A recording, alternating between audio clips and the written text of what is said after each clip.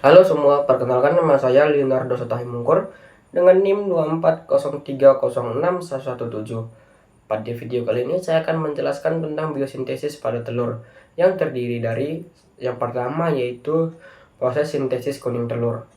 Sintesis kuning telur atau vitelogenesis merupakan proses pembentukan cadangan nutrisi yang akan digunakan embrio selama perkembangan di dalam telur.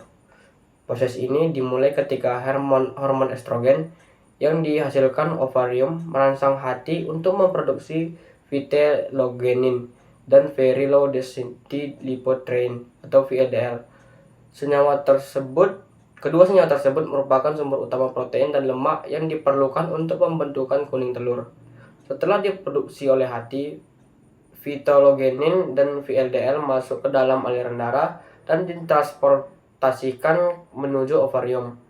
Folikel yang sedang berkembang memiliki reseptor khusus yang mampu menangkap dan menyerap kedua senyawa tersebut. Nutrisi yang terserap kemudian disimpan secara bertahap hingga membentuk lapisan-lapisan kuning telur yang semakin besar setiap hari. Akumulasi nutrien yang berlangsung terus-menerus menyebabkan ukuran folikel meningkat hingga mencapai kematangan. Kuning telur yang terbentuk mengandung protein, lemak, vitamin, dan mineral, dan berbagai zat gizi lain yang sangat penting bagi perkembangan embrio. Setelah mencapai ukuran maksimal, folikel mengalami ovulasi dan kuning telur dilepaskan menuju infundibulum untuk melanjutkan proses pembentukan telur. Yang kedua yaitu proses sintesis putih telur. Sintesis putih telur terjadi di bagian magnum yang merupakan bagian terpanjang dari ovida. Setelah kuning telur memasuki magnum, sel-sel epitel pada dinding organ tersebut mulai mengekskresikan berbagai protein albumen. Protein utama yang dihasilkan antara lain ovalbumin, asparagine, ovumucin, ovumuciot, dan lizozim. Protein tersebut berfungsi sebagai sumber nutrisi sekaligus perlindungan bagi embrio. Albumen yang terbentuk terdiri atas beberapa lapisan dengan tingkat kekentalan yang berbeda-beda. Lapisan albumen kental berada lebih dekat dengan kuning telur, sedangkan albumen encer berada di bagian luar. Struktur ini membantu melindungi embrio dan benturan serta menjaga keseimbangan air di dalam telur. Pada tahap ini juga terbentuk calaja yaitu struktur pembentuk pilihan yang menghubungkan kuning telur dengan membran telur. Calaja berfungsi menjaga posisi kuning telur tetap berada di tengah sehingga embrio dapat berkembang secara optimal.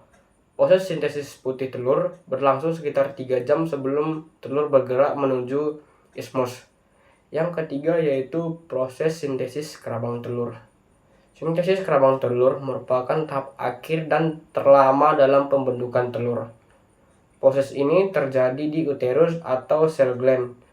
Kerabang berfungsi melindungi isi telur dari kerusakan fisik, menjaga kelembaban, serta memungkinkan pertukaran gas melalui pori-pori yang terdapat pada permukaannya. Oleh karena itu, kualitas kerabang sangat menentukan keberhasilan perkembangan embrio maupun kualitas telur konsumsi. Kalsium yang diperlukan untuk pembentukan kerabang berasal dari pakan dan cadangan tulang meduler. Kalsium tersebut diangkut melalui darah menuju uterus. Di dalam uterus, ion kalsium bergabung dengan ion karbonat sehingga membentuk kristal karbonat atau CaCO3. Kristal ini kemudian diendapkan secara bertahap pada permukaan telur hingga membentuk kerabang yang kuat dan kokoh.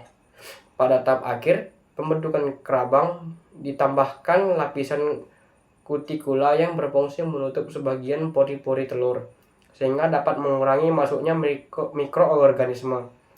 Pada beberapa jenis unggas, pigmen warna kerabang juga ditambahkan sebelum telur dikeluarkan. Keseluruhan proses pembentukan kerabang berlangsung sekitar 18 hingga 20 jam dan merupakan tahap yang paling banyak membutuhkan kalsium dibandingkan tahap pembentukan telur lainnya.